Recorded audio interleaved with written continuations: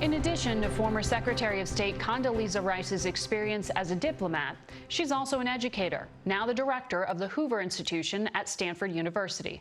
She's also the great-great-granddaughter of a slave owner, and as a child was a friend of one of the young girls killed in the 1963 Birmingham church bombing. She was just a block away when it happened. We spoke to her earlier and asked her what she thinks is different about today's movement. People are a little bit sick and tired of being sick and tired, to quote the great civil rights leader Fannie Lou Hamer. And I think that is leading people of various backgrounds, different colors, different experiences, to say, how can we really make the outcome different this time? And it's leading people to look at questions about our criminal justice system, about the justice of our institutions. But more importantly, it's having us look in the mirror at questions about race.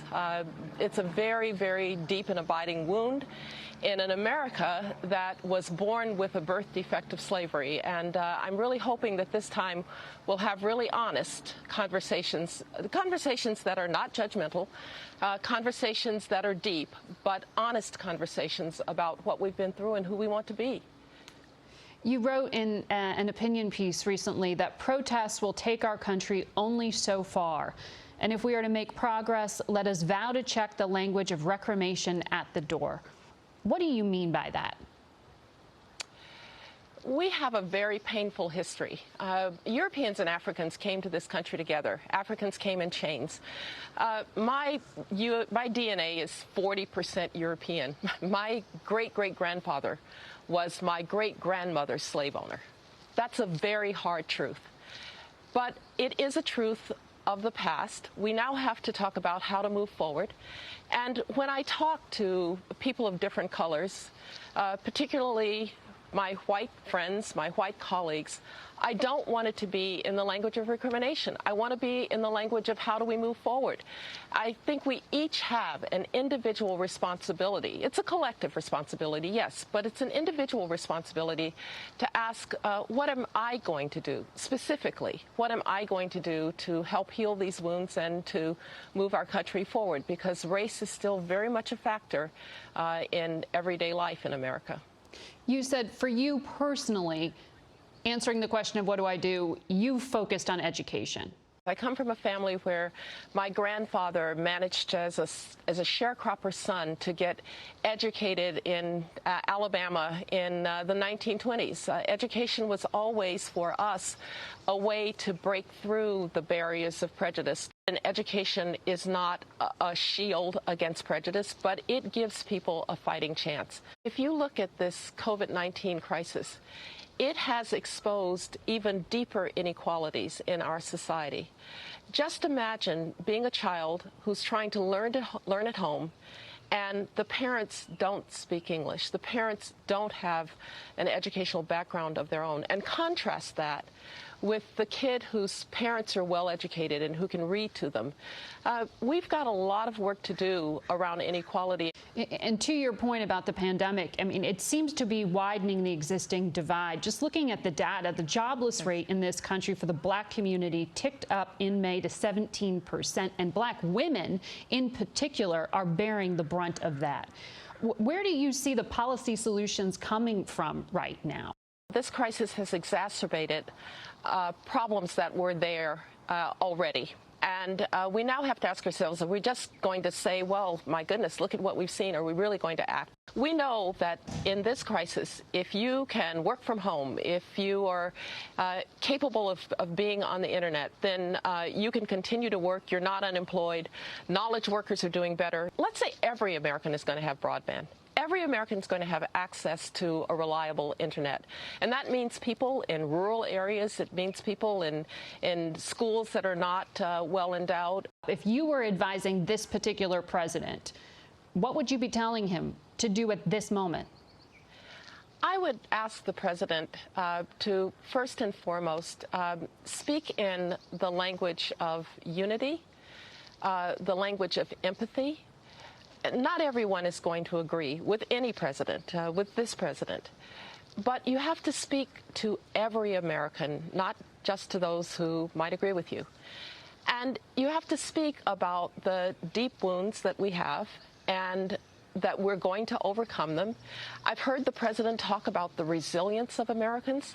I'd love to hear more of that. Twitter and tweeting are not great ways for complex thoughts, for complex messages. When the president speaks, it needs to be from a place of thoughtfulness, from a place of having really honed the message so that it reaches all Americans. And by the way, not just the president.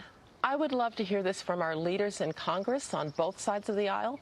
I would love to hear it from mayors and from governors and from others. Leaders at this particular point need to do everything that they can to overcome, not intensify our divisions. He has mourned George Floyd's death, but he's used language like, when the looting starts, the shooting starts. He said his supporters love the black people. When you hear phrases like that, how does that land with you? Do you just dismiss it because it's President Trump? Well, no. The president, obviously, the shooting and looting, he said that he didn't know that historical context. And so I would say think about the historical context before you say something, because it is a deep wound. And the presidency is special in that regard. People look to the Oval Office, as we've looked to the Oval Office throughout our history, for messages, for signals. And as I said, the president has used some language that I really very much admire, like the resilience of the American people. Just be careful about those messages. I'm not advising the president, but if I were, I would say, let's put tweeting aside for a little bit and talk to us, have a conversation with us. And I think we need that, and I think he can do it. Retired General Jim Mattis said that it wasn't, in his interpretation, unintentional. In fact, he said, Donald Trump is the first president in my lifetime who does not try to unite the American people. He does not even pretend to try. Instead, he tries to divide us. Do you believe that it's intentional? Do you agree with Mattis? Well, look, I have enormous respect for Jim Mattis, and he's a man of great integrity. He's a patriot. He's my friend. And he spoke to something that he needed to speak to. What I want to speak to is the future and what we do here over the next several months. We are having protests that need to be peaceful, but we've always moved ahead in part by protest. There's no excuse for the criminality and for the looting. That's not who we are and what we are. But I will tell you, as somebody who grew up in Birmingham, Alabama, Jim Crow, Alabama, when if a black man was shot by a policeman, it wouldn't have even been a footnote in the newspaper. I'm really grateful to people who are going out now and saying, no, that is not acceptable.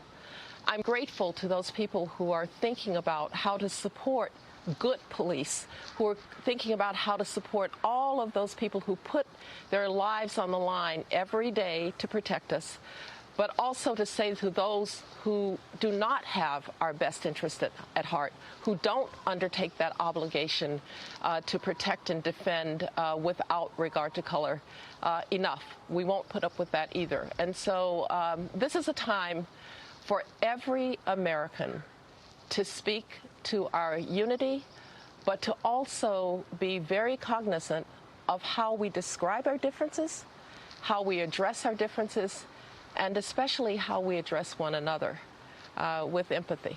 Is there any circumstance in which you think it would be acceptable in these days to use what the president said to governors he would use, which was the Insurrection Act, to send active duty military into American cities? Well, I would absolutely advise against it, particularly at this time. Look, the Founding Fathers were very smart about this. Thomas Jefferson talked about the citizen soldier, and the embodiment of the citizen soldier these days is the National Guard and Reserve. They come from these communities. They are of these communities. They're trained in everything from dealing with natural disasters to dealing with issues like crowd control. And when the local police can't handle it, the National Guard's the right answer. Our military isn't trained to do this. Our military is trained for the battlefield. And this isn't a battlefield in that sense. Some of America's adversaries, Russia, Iran, China, they are using the images of what happened to Mr. Floyd and what is happening on the streets of American cities right now in their own state propaganda. Do you see this racial divide as a national security threat to us? I would say to those, particularly in places like China and Russia and Iran, who may want to use this for propaganda, let's not be absurd. This is not Tiananmen Square, where you mowed down people who disagreed with the government. This is not the invasion of Crimea, where you took land from your neighbor. This is not the Green Revolution in Iran, where you killed people wantonly because they wouldn't agree with the theocratic government. And I would even say to our friends abroad in places like Europe, where I'm seeing demonstrations in support of what is happening here, thank you for your support, but please look in the mirror. Please ask yourself, in countries in Europe and countries all across the world, what are you doing about racial and ethnic inequality in your own circumstances? America has gotten better because we have been willing to confront our problems. And we're going to confront our problems again. We're confronting them now, and I think we will move forward this time. But I really don't need to be lectured by Vladimir Putin and Xi Jinping about peaceful protest when they have themselves used their own force just because people wanted to criticize the government. That is not what is happening here. Noted. Madam Secretary, you did not support President Trump in 2016. Seeing what you've seen, will you support him in 2020? As I've often said, when I'm ready to speak about American politics, I'll come back to you, and you'll be the first to know when I want to speak about American politics. Right now, what I want to speak to is my fellow Americans, and to understand the deep divisions that we have, to understand what it is to be black. You asked about the military earlier. Let's remember, too, that our people in uniform also come from different backgrounds. They come from different races. They're united in a common cause, but this is hard for them too. And I know that their commanders are aware of the painful conversations that need to take place even within our military.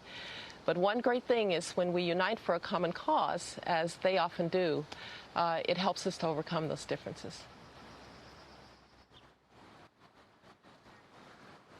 It's a pleasure being with you. God bless. Secretary Rice mentioned the international show of support. CBS News senior foreign correspondent Elizabeth Palmer reports on that movement around the world. In London, thousands poured into the streets around Parliament on Saturday in solidarity with American protesters. Their message, Black Lives Matter everywhere, and so does justice. What do we want? Justice! When do we want it? Now! George Floyd's death galvanized demonstrators from Berlin to Seoul, South Korea, to Rio in Brazil, to Sydney, Australia, where it has a special resonance, especially among Aboriginal people beaten or killed in custody. In 2015, Australia had its own George Floyd, David Dungay, who died in custody shouting, "I can't breathe." As the sign says, same story, different soil. There's the same anger, too, though overall the protests this weekend were peaceful. In London, police skirmished briefly with a small knot of demonstrators, and there was a flurry of excitement when a police horse bolted.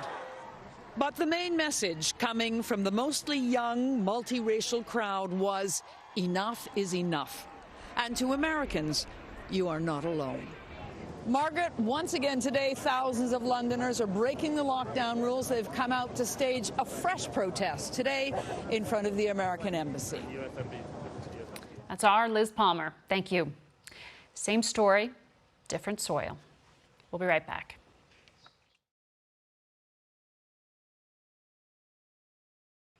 We go now to Dr. Scott Gottlieb. He joins us from Westport, Connecticut. Good morning to you. Good morning. Dr. Fauci, in an interview on Friday, said that these protests are a perfect setup for the spread of the virus. So even though these protesters are young and wearing masks, you believe this will ignite more of an outbreak? Well, look, we're certainly going to see transmission coming out of these gatherings. There's no question about that. The prevalence in the United States of infection right now is about 1 in 200 people. So you can estimate how many people probably have the infection in these gatherings. I think the idea of reducing the risk from these protests is a shared responsibility. There's steps that the protesters can take, and you see many of them wearing masks in these protests and understanding the risks. There's also things authorities can do, I think, to reduce the risks in terms of how they de-escalate these situations. The best science we have on this question comes from a recent study that came out of Germany, where there were large gatherings in Germany in a small region there. And they looked at what the spread was coming out of those gatherings. Now, mind you, these were festive gatherings, but they were large outdoor gatherings nonetheless. And the science showed that there was about a 2.5 times increase in the rate of transmission as a result of bringing people together in large gatherings. So we have some scientific basis to understand that these kinds of settings do create risk. And these protests are happening in places that are largely hotspots: Minneapolis, Washington, D.C. I know Houston, Texas, where George Floyd's body is going to be buried in this coming week, also expects large crowds.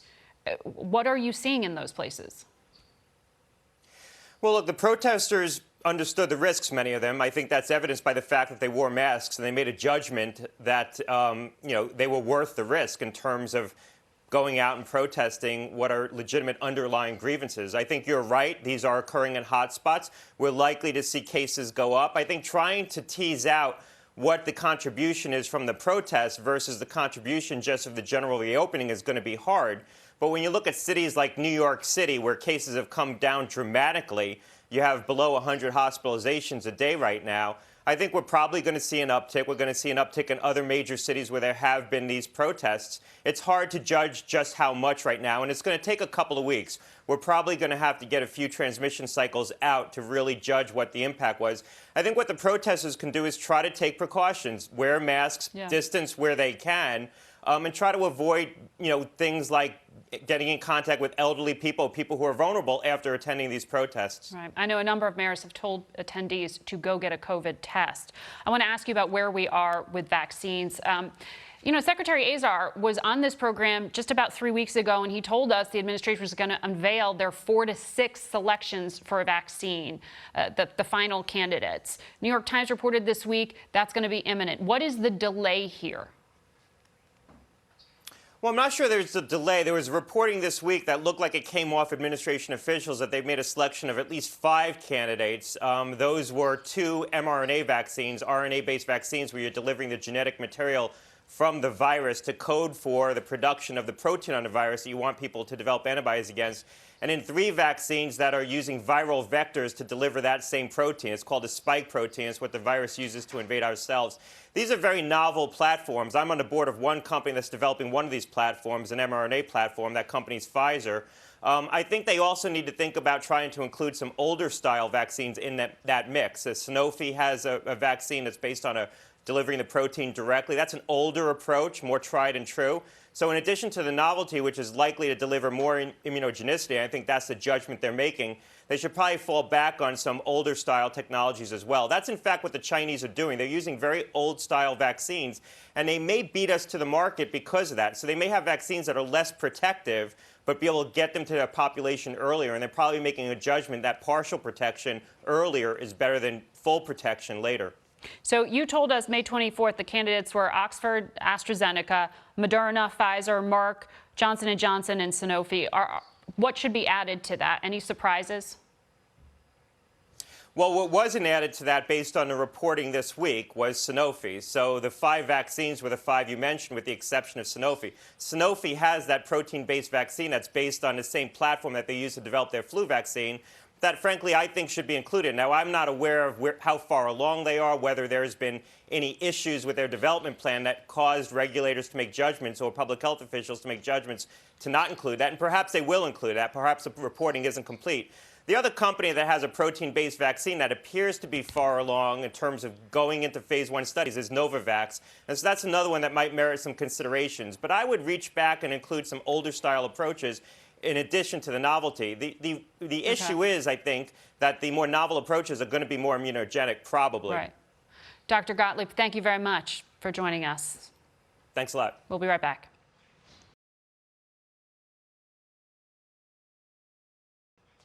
We asked one of the most prolific writers we know for his thoughts this week. Here's John Dickerson.